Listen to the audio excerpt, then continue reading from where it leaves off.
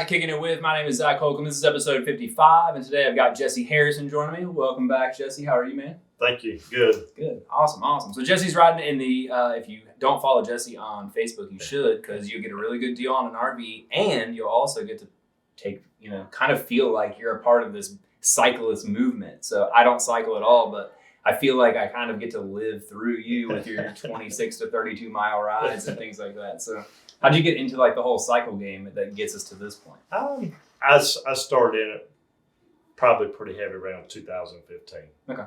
I rode pretty solid for about 4 years, got out of the habit and got back into it this year. And it's habit forming like anything else. So good habit, bad habit. So, but I enjoy it. It's something I can get out there and do by myself. Don't have to get 2 or 3 people together to do it.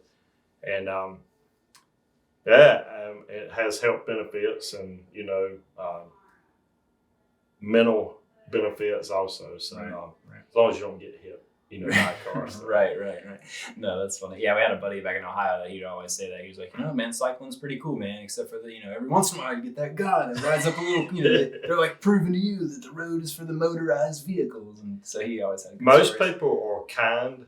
It's always, I say, the young teenager with the fancy horn on his truck or the tailpipe, and he likes to try it out right when he gets by me. That's probably happened 2 or 3 times, but other than that, most people are pretty kind. So. Yeah, that's funny. Yeah. I was like, I tried to take a mental picture. I said, if I see him in town, I'm going to approach him. But, anyway. You got to know his cousin somewhere or something. By the end of the ride, I done forgot about that. Yeah. Guy, so. That's the mental thing. There you go. Getting over stuff, Yeah. No, that's funny. So you're doing, you rode this in this event once before, is that correct? I did it in 2017. Okay. And my wife did, I was telling you earlier, they got a western leg and an eastern leg. And she did the eastern leg with me. But we started, I forget where we started. It was somewhere up in the mountains. It was a 7-day event. And it came through Kinston at that time. And so I was pretty excited to see it was coming back through Kinston this year. So, and that was just, I just remember that being everybody's favorite stop on the tour that week. And so anyway, I think that'll end up being the same deal again. As we were talking earlier, it looks like the weather's going to be picture perfect for it, which this time of year is always kind of tricky with the storms and stuff. But and NC Cycle does a really great job with this. I mean, it's laid out well. The first day we do 59 miles, which there's some switchbacks in there, with the climbs in the mountains. And then each day after that, I think averages around 70 miles per day. Sounds like a lot, but mentally you just kind of knock it out 10 miles at a time. And I've had a couple of people jokingly say, well, at least it's all downhill, That's coming from the mountains. Yeah. I was like, okay. I said, so when you go to the mountains and you come home, you just put your car in neutral and coast home? I was like, well, just buy a bicycle, then hop on. Let's go. I mean, because it's not like that. It's but anyway, it's all good conversation. But and you see parts of North Carolina that you don't see on the Highway 40 ride because we never touch 40, and it's all police escorted at heavy traffic stops or whatever. But they do a real good job. There'll be live music set up at rest areas, lunch. I mean, it's a really neat ordeal. I don't know anybody riding in the ride this year. Really? That's cool. I did not know anybody riding in it in 2017. I made a real good friend from 2017. We're still friends at this to this day. He's not riding this year. But, so I'll probably hook up with somebody during the ride. You kind of find your people, like who can ride at your pace, And, but if not, it's all color coded pretty good. So I'll make it back to, Emerald one way or the other, But it's just a fun ride. So I feel very fortunate to be able to do it. So. No, very cool. Very cool. How many days is it? So you leave on Sunday. Do you get to the coast on Saturday then? Do you make it to the coast? Yeah, so actually we'll leave Saturday morning from Raleigh. So it's like a big field trip. So they got the big Trailways buses or whatever bus company, they get them through. But there'll be a pickup at Emerald. I'm going to catch the one in Raleigh. And we'll go to Banner Elk. And then some people are going to camp, some are going to stay at, you know, different places like convention centers or whatever. Then you had the option to stay in a hotel each night. I chose the hotel. As I was telling you earlier, I want to shower, the sports center, and the bed at night, and especially after riding 70 miles a day. And so they'll bus you into the town at nighttime or at the end of the day of the ride. You know, you get recuperated. And each town, as Kinston will, they'll accommodate you with music. You know, the vendors will be open, the stores. Mm-hmm. And that's a chance for the cyclists and their families to go in and spend money in those towns, you know, while they're there. So, and each town does a really good job of it. So it's exciting. It's not like you're not on the bicycle all day. I mean, for me, I can knock out 25 miles in an hour and a half, you know. So it's even when you start in, it's not like you're hanging out at the rest areas. I mean, you do your thing and then bam, you're right back on. Yeah, that makes sense. So it's so they've got it really well and thought out. You know, and then they have what they call the SAG van. So if you need assistance or whatever, or if you just feel like you can't go, you can, you know, they'll take you back. But I don't participate in the SAG van. No. I'm on my bicycle with my 110 pounds of pressure on my 2 tires for that entire week. So nice. I like that.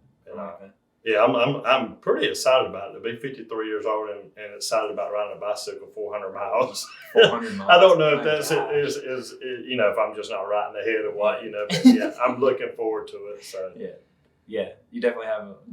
Would you say you have an addictive personality to like whatever you're into? It's like I feel like you got right back into bikes and now it's like right back into all the way. Yeah, well, it's like any hobby. Uh-huh. I don't care if you're bowling, riding a bike, hunting, or whatever.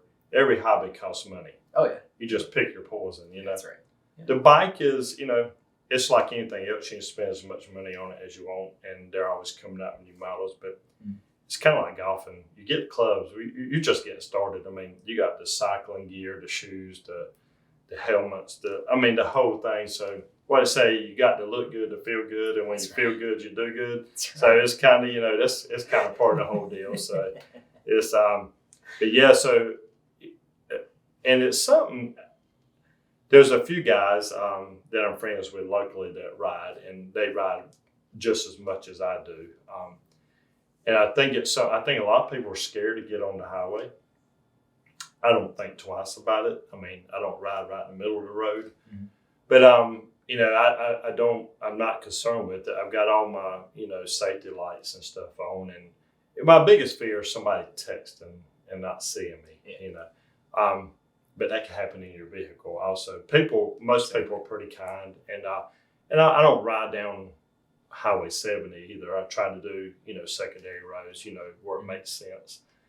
But, you know, during those rides, I was thinking about this last night. You know, this is stuff you can't capture during a car ride. When you're out riding and the guy's grilling on his grill and you catch that whiff, you know, when you're riding, or he's just cut his grass and you got the smell of fresh cut grass. And last time I was riding, I ride by these tobacco barns over near Green Central, and they're curing tobacco. And you just, you want to turn around and just kind of take that one more smell in, because it's only certain times of year, you know. Right. And then about that time, when I was telling my wife, a deer jumps out of the woods and hops across the 2-lane road. I said, and you see that when you're riding a car. This happened like 3 times. And I was like, and I always kind of look for one right here because they're kind of popular, evidently, right there in that area. I was like, that deer pegs me on this bike. Like, like nobody, I'll be over there in the woods, you know, in the grove somewhere, but that's but you do have to pay attention, you know, down as much as you do up, because you don't realize how much trash is on the road. You know, you're riding on a really thin tire. If you hit a rock or sand is like grease, you know. And I mean, the last thing you want to do is catch some of that going 20, 25 miles per hour, you know.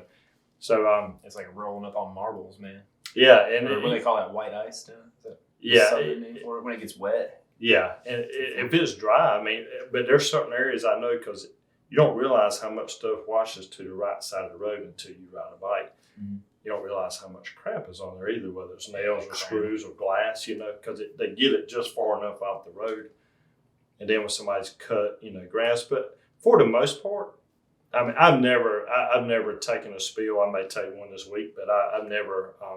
I've been fortunate, but I enjoy it. I mean, and then it's it kind of keeps me in shape, and it's when you get my age, that's very important. It's when I was your age, you didn't really think about I could eat a whole pizza and go to bed, and didn't think about it. Now you have to kind of rethink those things, but it's something you can do, and it's not limited to your age. I mean, there's going to be a lot of older people riding that are very avid and very in shape, But I remember on the last ride, I'll tell you this story.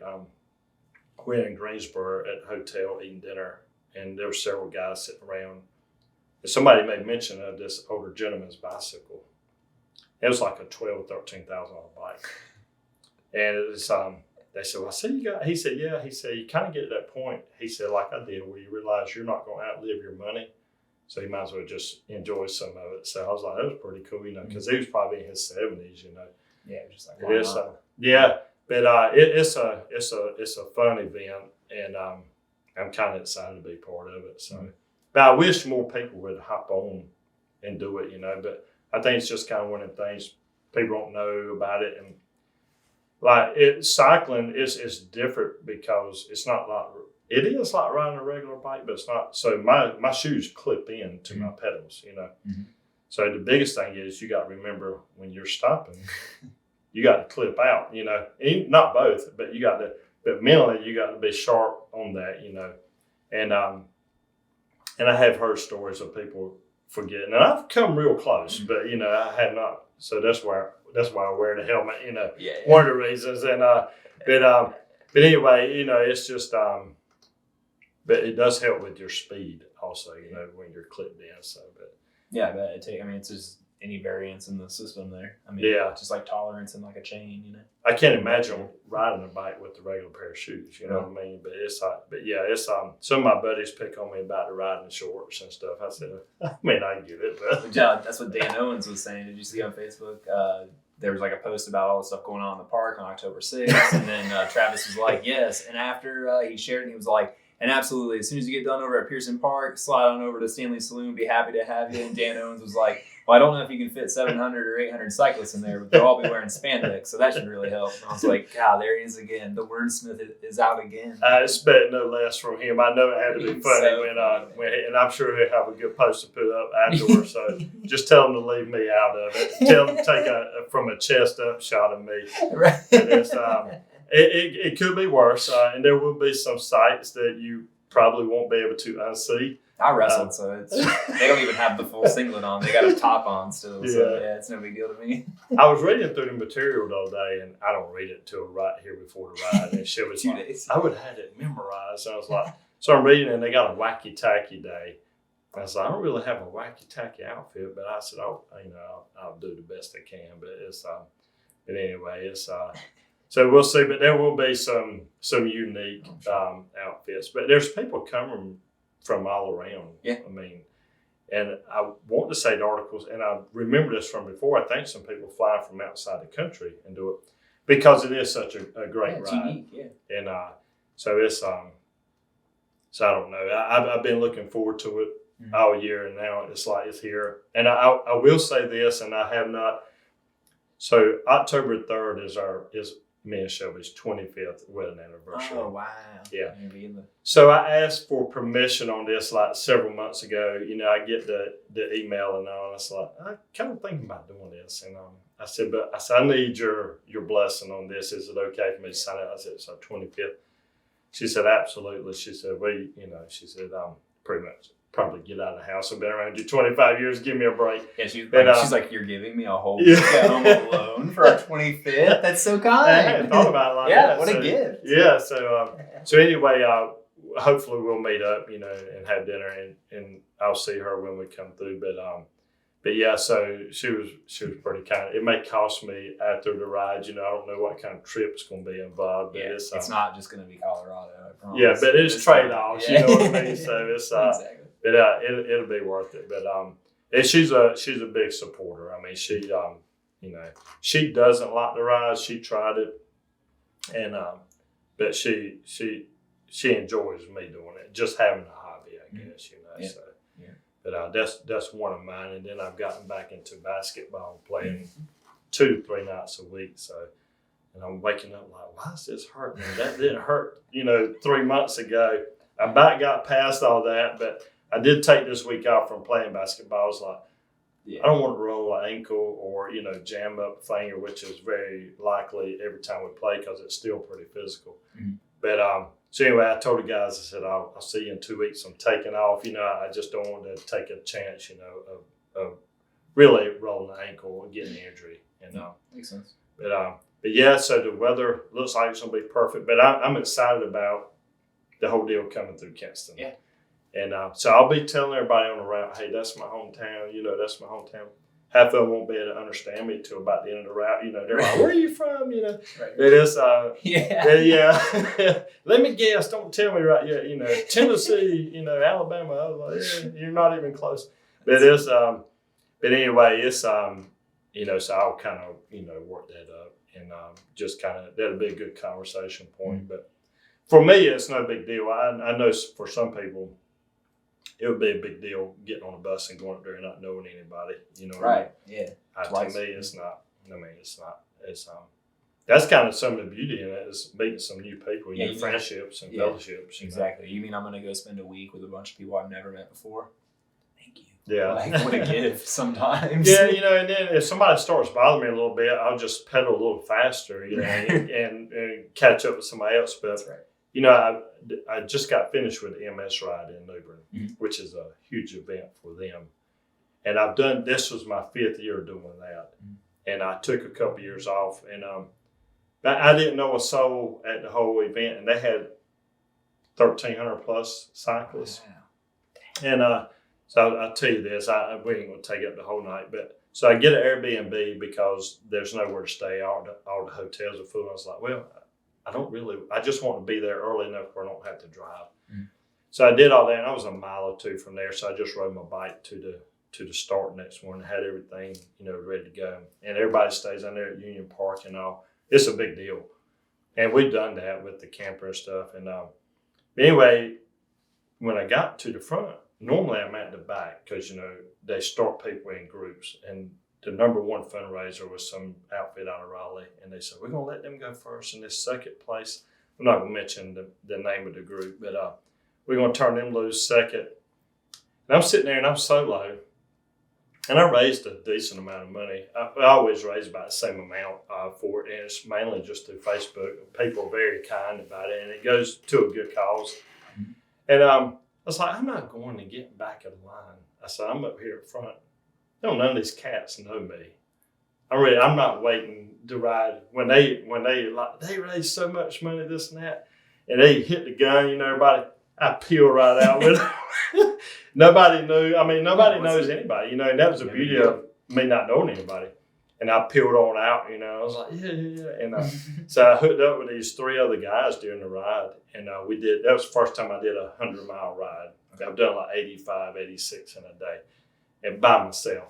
And so about 20 miles in, I connected with these 3 guys. And I told the guy, I said, I'm going to hop on and ride with y'all. And, the guy says, well, he said, he was from Tennessee, super nice guys. And the other 2 guys from Raleigh. He said, we're going to average about 18 and a half miles per hour. I said, it's fine. I said, I'm good. And I noticed every once in a while, he'd look back there and, I'd be right there on his, head. But I told my wife, because I ride by myself all the time. And they said if you ride by yourself, it makes you a stronger rider. Yeah, and because you don't have nobody to pull off. And so we're riding, and we're on this 2-lane road, and a country road back there near Oriental or something. And we come up, and there's probably a 10-foot section cut out of the road, and we're up on it before we know it. They cut the whole section out, and it's filled with gravel. And by the time we saw it, you're running 19 miles per hour. My phone pops out of I got a case on my bike where I, keep it. So they knew my phone had dropped, but nobody stops for you when you're riding. Like you get your big boy pants on. If you get dropped, you get dropped. I was like, daggone it. I was like, I did not want to, lose this group. I had to turn around, get my bike, had to stop, wipe it off, put it back in the case. I had caught back up with that same group that was averaging 19 miles per hour. in about a mile and a half and fell right back in line. And I was like, I'm not losing this group here. And the guy asked me, and he said, did you catch back up with us? I said, yeah. I said, no, I don't have an electric bike. I said, it's all man-made. So, but anyway, it's but the MS ride is such a beautiful thing. For the simple fact, there's people that have MS that are in there, and I got involved in that ride just by pure mistake because it was an event. But when we were riding past people's houses on that event, people were standing out in the yard with banners, clapping, telling you thank you. They had MS, Then other people were like, they just got up there in their pajamas. Hey, Mama, Daddy, they're coming through. It's like a big deal, So it's just a fun thing. But so the cycling group, it's a very unique group of people there. So I would like to see more people maybe get involved. And I think maybe them seeing them come through, because you don't have to spend a ton of money. You can, but you don't have to, Right. And you don't have to get out there and ride. I mean, you can ride secondary roads or whatever. So, Totally. Well, being with your experience of being through one of these before, I'm trying to explain to the people here locally what to expect on a night when 800 cyclists are going to show up. People are thinking, oh, it's just a couple hundred extra people in town, no big deal. Yeah. But we're going to have roads closing downtown. There's going to be events at Pearson Park starting at 1 o'clock, rolling until 3. I think a band comes on and plays for maybe 2:30ish or right around that 3 o'clock time. You got Jay Lane and Tim James presented by Big Bark Social on the Pearson Park stage from 4 to 6. Yeah. And then you've got a ton of extra people into downtown. So if you're just a common person like me hanging out in Kinston going, I'm hearing all this buzz about October 6th. What's the big deal? What is it going to be like down here based on your experience? Just based on, and this is what I was talking about earlier, each town is going to accommodate all the 800 plus riders plus their family members during that one day. So you got one shot at it. You probably won't see most of these people ever again.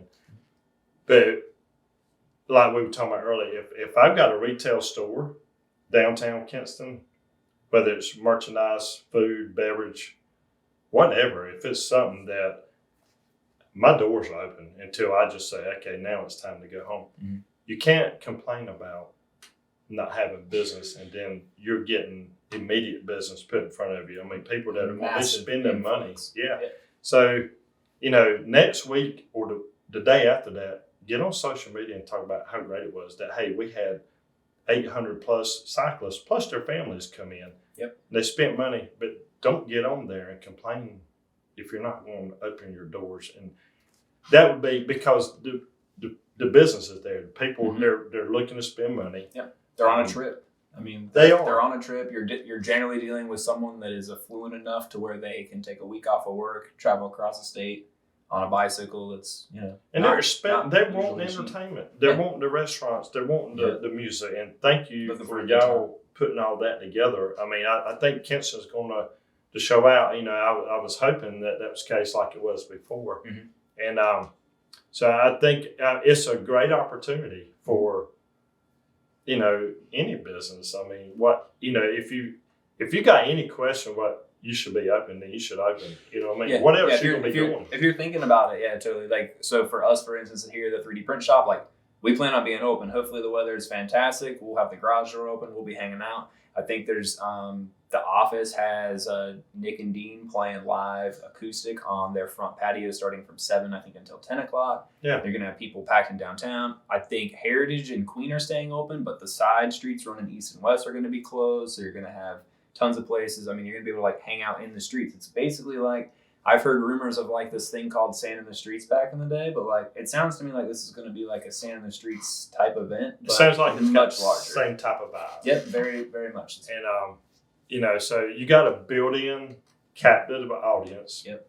Most of them can't go nowhere because they're on bicycles. On bikes. Yeah. You're right here. Make it happen. Make it a blowout. Make it huge. Yeah. I think it'll be fun. I think there's a new donut and bakery shop open. Yep. Have extra. I mean, have it. If you got your coffee or the beer, have extra people working at the tent room. Yep. Make it where it just flows. I mean, if you at the pizza joint, at the Jay's, whatever, have the staff on hand to accommodate. You know what I mean? That would be the way I would be ready with the it. hands out for the dollars to come in. That's yeah, right. and to provide the service and and for it to be a great review. Yeah, yeah, it's almost like you're getting about 1,000 to 1,500 like flyers to make a really good impression on people that probably don't have a negative connotation with Kinston in their name or in their mind because they've probably never heard of it. And even if they do, they're still going to be here. Right, they're still coming, but like. You have a very, very, very like what we've noticed on the weekends is we get people that stop in from out of town. To be honest, they go, all we've heard about is all these cool reasons that we should be stopping in Kinston. Yeah. And we always drive by it. We're from Chapel Hill. This was legit 3-4 weeks ago. We're from Chapel Hill. We go to the beach on the weekends, and we are constantly hearing in Chapel Hill from our friends about Kinston. You got to stop. It's a great little stop. You can pull off, and you can get a nice meal, and you can get off of 70 for a minute. So we finally stopped this time, and they grabbed coffee. I think they grabbed like a sandwich from Lovex. I think we got them for a Pokemon or two, and they were back in the car and on their way. And that's what they had told us. All we had ever heard about Kinston was how great it was, and we needed to stop there from our friends. Right. And it was like, who knew? Yeah. So, it's a good time to show up. And then the one last thing I've got is if you're in Kinston and you plan on coming, or if you don't plan on coming, you need to, but show up and utilize your Facebook pages and your social media and your Instagram. And if everyone that comes downtown for that event next week will take pictures and post about what a great time they had in downtown Kinston or in Kinston in general while they were at this event with all the other people, we're going to get a ton of traction for the whole town. And if one of my 3 friends that follow me on Facebook is, I do post a lot, and I posted a lot about this, but it's more so in 6 months to a year, if memories start popping up to hold me accountable. Like, okay, you were doing this last year. Mm-hmm. You need to be still kind of doing. Mm-hmm. And but I'm going to post through the whole ride, each town, and I'm gonna wear it out. But that's what boomers do. That's what I am. I am officially a boomer now, and I don't have nothing else to do. So that's I'm just dangerous enough with it. I probably share too much, but I don't care. There's 3 people that tell me they like to see my pictures. The other 1,578 friends I supposedly have, they probably wear me out, but it's all good. I get them all the time. I can't like or react to any posts right now. My account's been on restriction for 2 days because I got too many people to join my Facebook group too quickly. Get with Noah Justice. He'll tell you how to take care. You'll have, I'll get 3 different friend requests from you. I swear today, Noah P's, the page, got an invitation by Facebook for monetization due to his high engagement and high reach. And the dude doesn't even have 1,000 followers on it. That's how much engagement he gets. And it's just... Yes. And he doesn't even charge. He's a great guy. I've been knowing him a long time. But he'll get you set up if you need an alternate account. Yeah. He's a genius at that. He's like the equivalent of when you're in high school. He's like the 21-year-old that can get you the fake ID with a picture on it. He may have done that in high school. I'm not sure. But I appreciate you having me on. But I think this is going to be huge for Kinston. Like I said, I think the weather's going to be great. And I'm just glad that it's catching some momentum. It looks like the Visit Kinston has done a great job. So I just wanted them to have that time to shine, so it's... Yeah, lastly, a huge shout out to the whole Visit Kinston crew and Kinston Parks and Rec. I think those are the 2 entities that really put a lot of the things together. They're who scheduled the concert and set up all the organization of things in the park. I believe they're also who set up the street closures. I know they were responsible for calling around and notifying business owners and building owners of the closures. So Visit Kinston, Parks and Rec, bravo, very good, awesome stuff. We appreciate it. Thanks for letting everyone tag on and jump on with you guys. And episode 55, Jesse Harrison. This is Kicking It With, and we'll see you October 6th at Pearson Park. Pack the park. Yep. Sweet. Thank you. Later.